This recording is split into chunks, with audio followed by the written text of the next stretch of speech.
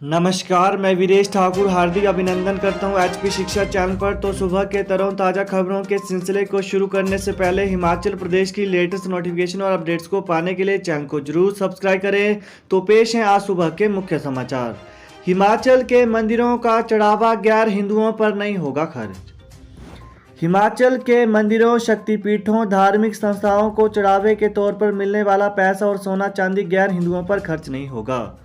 साथ ही मंदिरों में सुरक्षा से संबंधित कामों समेत समस्त तैनात या नियुक्त अधिकारी और कर्मचारी भी केवल हिंदू धर्म को मानने वाले ही होंगे। भाषा, कला एवं संस्कृति विभाग ने हिमाचल प्रदेश हिंदू सार्वजनिक धार्मिक संस्था और पूर्त विन्यास अधिनियम 1984 की धारा 27 के तहत मंदिर आयुक्तों को आदेश जारी किए हैं। वहीं भाषा एवं संस्कृति विभाग के अतिरिक्त मुख्य सचिव आर.डी. धीमान की ओर से इसको लेकर अधिसूचना जारी की गई है। बता दें कि प्रदेश में कई बड़े मंदिर हैं और इनमें हर साल करोड़ों रुपए का चढ़ावा चढ़ाया जाता है। मंदिरों का सोना और चांदी खजाने में जमा किया जाता है, जबकि धनराशि को बैंकों में एफडी बनाकर रखा जाता है। अधिकांश मंदिरों में यह सोना और चांदी वर्षों से खजाने में पड़ा है, इसका सही इस्तेमाल नहीं हो पाया है। हिमाचल में उपचुनाव रैलियों में जुटने वाले लोगों की होगी रैंडम सैंपलिंग। हिमाचल प्रदेश में उपचुनावों के लिए नेताओं की रैलियों में शामिल होने वाले लोगों की रैंडम सैंपलिंग होगी। प्रदेश में कोरोना संक्रमण के मामले न बढ़ें, इसके लिए यह निर्णय लिया गया है। रैली स्थल के बाहर स्वास्थ्य विभाग का काउंटर स्थापित किया जाएगा। इसमें डॉक्टर, नर्स और फार्मासिस्ट तैनात होंगे और रैली में आने वाले ग्रुपों में से किसी एक व्यक्ति का कोरोना की जाँच के लिए सैंपल लेंगे। हिमाचल किसी भी सीट पर उपचुनाव नहीं लड़ेगी माकपा। कम्युनिस्ट पार्टी ऑफ इंडिया मार्क्सवादी हिमाचल प्रदेश में होने जा रहे मंडी संसदीय सीट सहित फतेहपुर, अर्की और जुब्बल कोटखाई के उपचुनाव में प्रत्याशी नहीं उतारेगी। शुक्रवार को शिमला में हुई पार्टी के राज्य सचिवालय मंडल की बैठक में यह फैसला लिया गया। माकपा ने उपचुनावों में भाजपा के प्रत्याशियों को हराने के लिए प्रचार और प्रसार करने की रणनीति बनाई है। मंडी पति को काम का भुगतान नहीं होने से धरने पर बैठी मंत्री महेंद्र की बेटी मधु।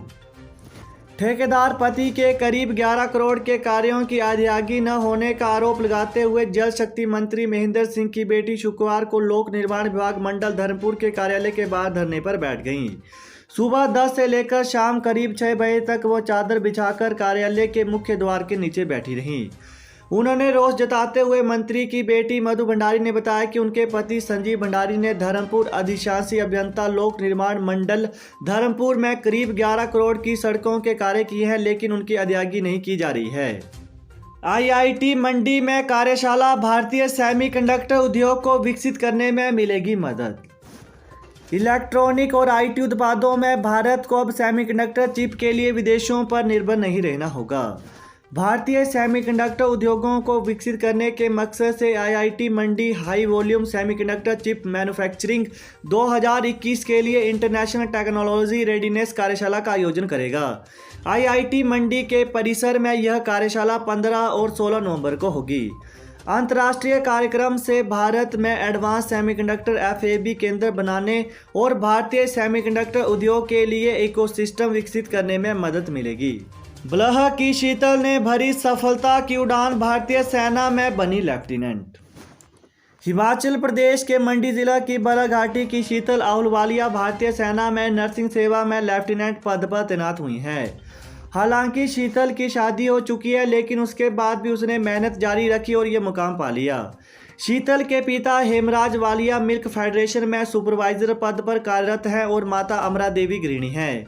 इसके अलावा शीतल के ससुर हिमाचल पथ परिवहन में वरिष्ठ स्टोर कीपर कार्यरत हैं।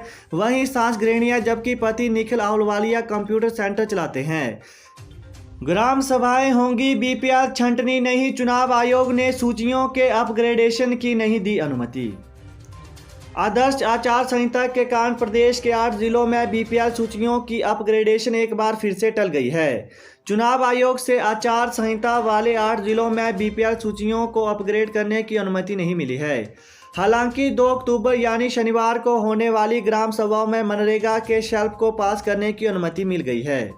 आचार संहिता, हिमाचल के सरकारी राशन डिपुओं में दी जाएंगी खुली दालें। हिमाचल प्रदेश में उपचुनाव वाले क्षेत्रों के सरकारी डिपुओं में राशन लेने आने वाले लोगों को इस माह बंद पैकेट में दालें उपलब्ध नहीं करवाई जाएंगी।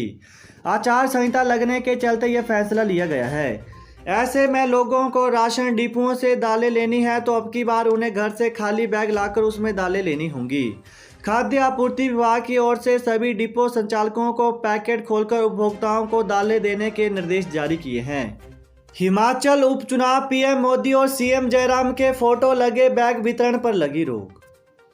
प्रधानमंत्री गरीब जन कल्याण अन्न योजना के तहत डिपुओं में गरीब लोगों को आवंटित किए जाने वाले प्रधानमंत्री नरेंद्र मोदी और मुख्यमंत्री जयराम ठाकुर के फोटो वाले बैग पर रोक लगा दी गई है। मंडी, संसदीय और अन्य 3 अर्की, फतेहपुर, जुब्बल, कोटखाई में उपचुनाव के चलते बैग का वितरण रोक दिया है। खाद्य नागरिक एवं उपभोक्ता मामले विभाग ने जिला खाद्य नियंत्रक अधिकारी को इस बारे में आदेश जारी कर दिए हैं। कोरोना, हिमाचल में 3 संक्रमितों की मौत, 24 घंटों में 183 नए पॉजिटिव मरीज। हिमाचल प्रदेश में शुक्रवार को 3 और कोरोना पॉजिटिव मरीजों की मौत हो गई। इनमें कांगड़ा जिले में 62 वर्षीय महिला के अलावा 38 और 60 वर्षीय व्यक्ति ने दम तोड़ दिया। वहीं प्रदेश में बीते 24 घंटों के दौरान कोविड-19 के 183 नए मामले सामने आए हैं। इसके अलावा 24 घंटों के दौरान 181 मरीज ठीक हुए हैं और कोरोना की जांच के लिए 7,674 लोगों के सैंपल लिए गए। एचपीयू शिमला, अगले सप्ताह से शुरू हो सकती हैं ऑफलाइन कक्षाएं, विद्यार्थियों को कोविड वैक्सीन लगाने की सलाह। कॉलेज स्कूलों के खुलने के बाद अब हिमाचल प्रदेश विश्वविद्यालय में पढ़ने वाले विद्यार्थी ऑफलाइन कक्षाएं शुरू होने की अधिसूचना जारी होने का इंतजार कर रहे हैं। विश्वविद्यालय प्रशासन ने भी इसकी तैयारियां शुरू कर दी हैं। विभाग स्तर पर कक्षाओं में सोशल डिस्टेंसिंग बनाए रखने के लिए माइक्रो प्लान तैयार कर जिम्मेदारियां तय करने को दिशा निर्देश दिए गए हैं। सोमवार तक विश्वविद्यालय आधिकारिक तौर पर ऑफलाइन कक्षाएं शुरू करने पर निर्णय दे सकता है।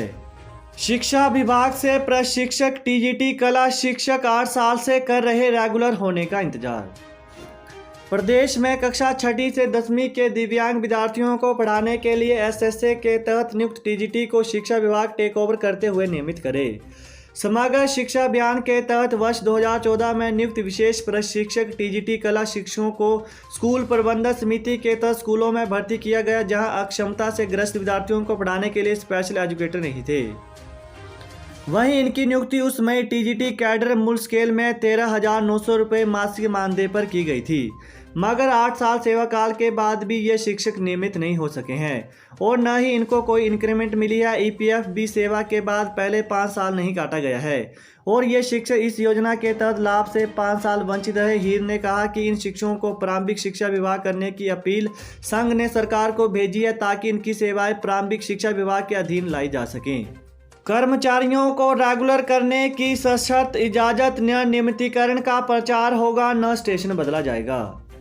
हिमाचल में अनुबंध कर्मचारियों को रेगुलर करने पर निर्वाचन आयोग एकदम मंजूरी तो दे रहा है, लेकिन 2 शर्तों के साथ। निर्वाचन आयोग ने जल शक्ति विभाग समेत कुल 6 विभागों के लिए इस बारे में मंजूरी दे दी है। इस बार विभागों को खुद मंजूरी लेनी है और कार्मिक विभाग ने आयोग से सिंगल मंजूरी नहीं ली है। इन अनुमतियों के साथ 2 शर्तें लगाई गई हैं। पहली शर्त यह कि विभाग रेगुलाइजेशन का कोई प्रचार नहीं करेगा जिससे किसी की राजनीतिक तौर पर लाभ हो। दूसरी शर्त यह है कि रेगुलर होने वाले कर्मचारियों का स्टेशन भी नहीं बदला जाएगा। तो यही थी हिमाचल प्रदेश की सुबह की ताज़ा खबरें। तो हिमाचल प्रदेश की लेटेस्ट नोटिफिकेशन और अपडेट्स को पाने के लिए चैनल को जरूर सब्सक्राइब करें। Thanks for watching. जय हिंद, जय हिमाचल।